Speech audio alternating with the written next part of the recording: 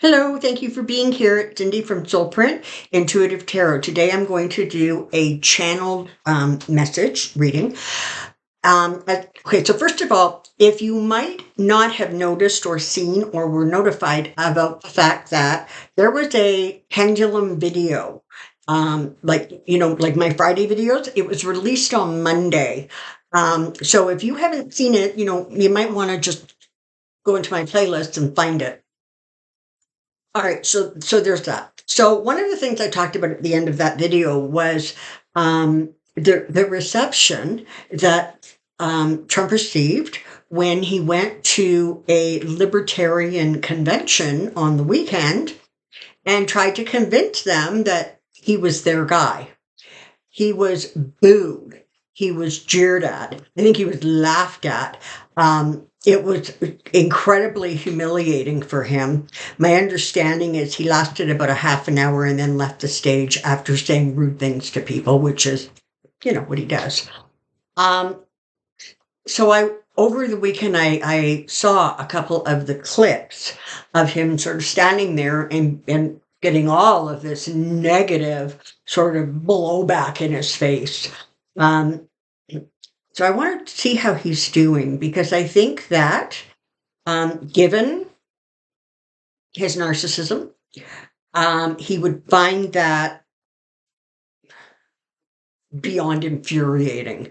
He has been very, very good about making sure, and his staff have been very, very good about making sure that he is never, ever exposed to a less than thrilled crowd. So let's just take a check, shall we, and see how Trump has been doing these last few days since the Libertarian Convention. And if you want to let us know how he was reacting internally during his time on the stage or immediately after, that would all be helpful.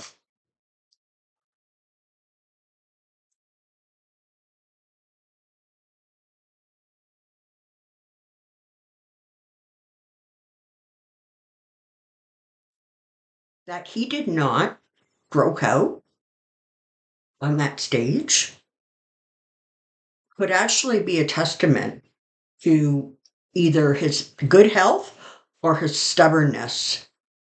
I'm not sure. Always remember this is for entertainment purposes only. These are my impressions and my opinions. Okay. So a lot of like barely controlled rage. They're showing me that when he left the stage, there was a few moments of real like volatility with him. And I don't know whether that was something that happened on the way to, the entourage and the car, or it happened in the car. But there was definitely some sort of a like kicking things or slamming things or shoving things. That there was just sort of some kind of a physical release. To that rage, but it wasn't full blown, right? It was just like trying to get the initial fury out of his system. If somebody's head hasn't rolled by now over this, it will, because he was just humiliated, and whoever set him up to be embarrassed like that, well, that person clearly must be, I don't know, an operative of Joe Biden's and has, a spy in their midst, and they must get gone. Like it's that kind of crazy, right? I mean, as soon as you do something that displeases him, even if it was his idea, you're immediately the enemy and you have to be dealt with and gotten rid of. So whoever kind of put some of those arrangements in place, I think probably is, if they haven't exited already, their days really, really are numbered, because he has to blame somebody or a lot of somebody's, because he certainly can't take any responsibility for his own behavior creating the reactions.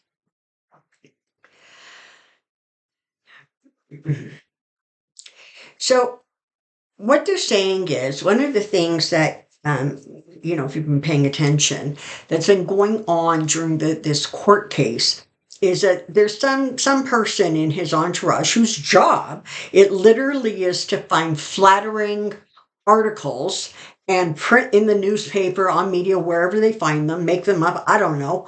But to print off these amazingly supportive media pieces, copy them, print them, and give them to Trump. And that's what he keeps his mind occupied with when he's not sleeping at the trial, because they're trying to sort of minimize the volatility, right?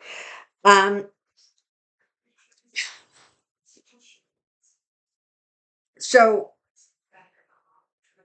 because he lives in this bubble where it's always all good news, then he becomes completely ill prepared when he doesn't win or things don't go his own way. So the mistakes that were made in how they handled Trump in 2020 and saying, no, you're going to win, you're going to win, you're going to win, the polls are wrong or the polls are right or whatever, they're repeating that same behavior now. And it's not by happenstance. Okay. There is a method to it. They figured out how to do it and how to, sort of attack the weaknesses, if you will.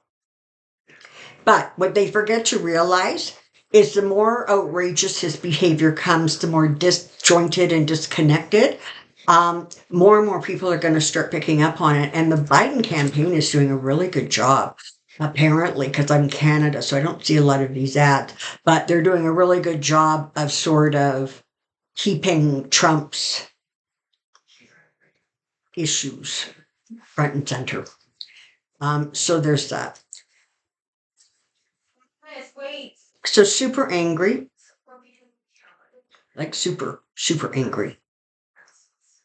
Almost that level of anger where you're actually not even in control anymore of how you're channeling that rage. It just hurt his ego. It was devastating to him. And he's not, I'm reading this Monday afternoon, early afternoon, Mountain Time.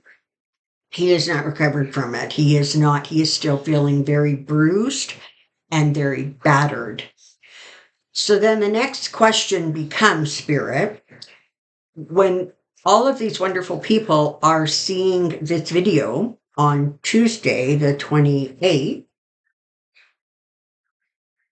opening argument will have started already or will be, happening in the next couple of hours, depending on what time zone you're in.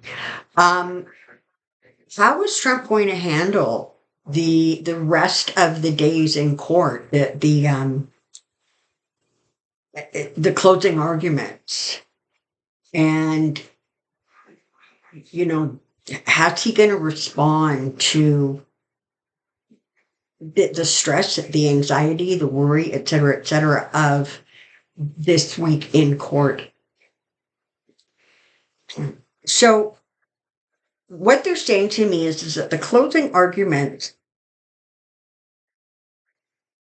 are going to clarify for a whole lot of people. They're going to put all the pieces together, right?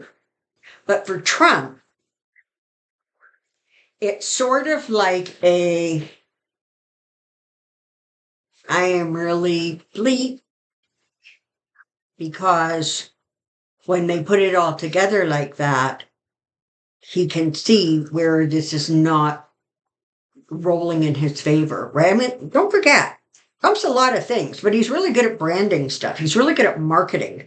And so he can still look at something and say, that's really well marketed for that point of view. And wow, that one isn't defense team. What the hell?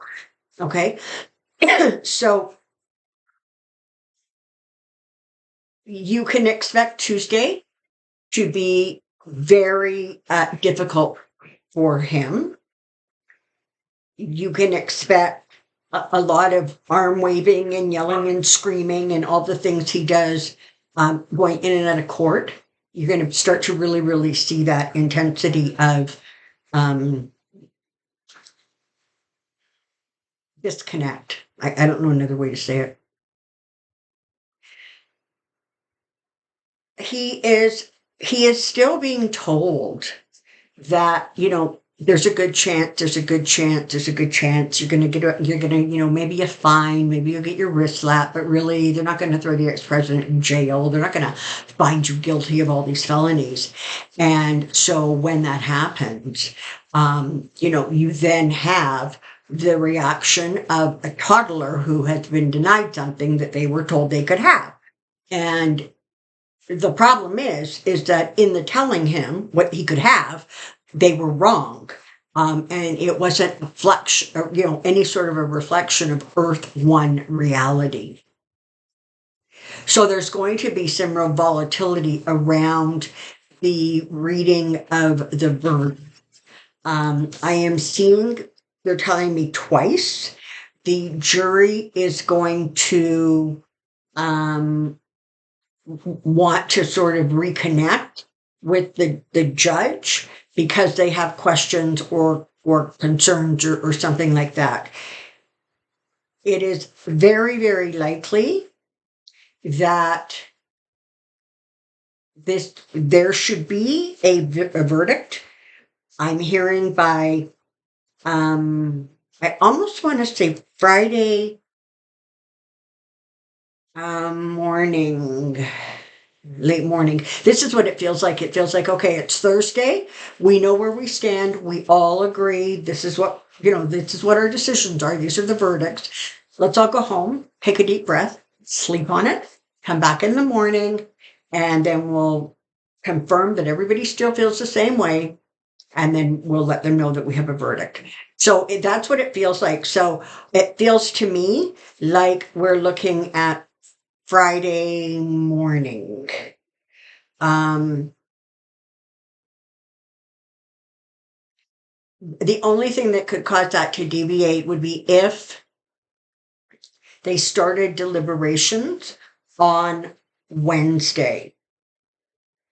Then things could potentially move up a day because I see them deliberating for about like a day and a half, like that.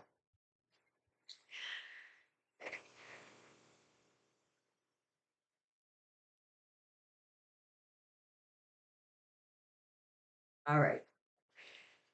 You're being asked to take several deep breaths, to realize and recognize that the amount of bot activity, the amount of fake news, the amount of pure nonsense going into, the media, being dispersed on the internet is going to be massive. So you want to be very careful about just assuming that whatever you read is accurate. Be careful because you don't want to get drawn in to an argument with a flippin' bot, for God's sakes. And you don't, your blood pressure doesn't need the aggravation, and neither do you. So this is about being very mindful about how you're absorbing and reacting, etc., to all the things that are going to be going on this week and into next and into the next week after that. And I don't know why. Maybe somewhere along those next weeks we run into the Supreme Court's, ruling on immunity. I don't know, but it feels like there's going to be several weeks of kind of this really increased volatility on the net and with people.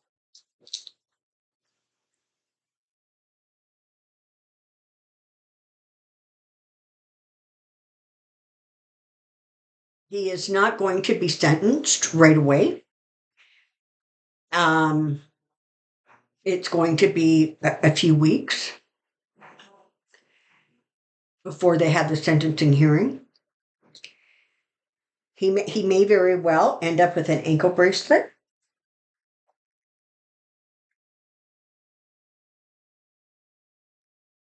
which he will then turn into a campaign picture and marketing theme. God. Okay. So what we have right now is somebody who is angry, who is just unhinged, who is more and more disconnecting from reality, whose bubble is thicker and thicker. And so it takes sort of more to penetrate, but when it does, it's devastating for him because it is so not, what he thought was going on. Always remember when somebody is backed into a corner like he is, that's when they're most vicious, and that's when they will try anything and everything to um push back against whatever is coming at him. So this week and next week are going to be really challenging for Trump, because he's going to have a really hard time keeping things under control. He's done a pretty good job of it so far, honestly, but I think before this is wrapped up, you're going to see some sort of volatility, something that happens or that he does that almost throws everything into an uproar within the court.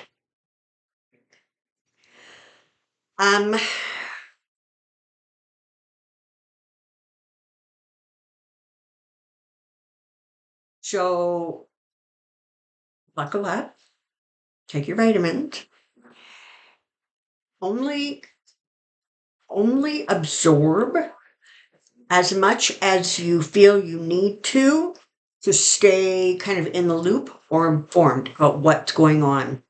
But I'm really encouraging you this week to find healthy, powerful, positive ways to distract yourself, whether that is, playing in your flower garden or going for a walk or baking or whatever it is you guys do.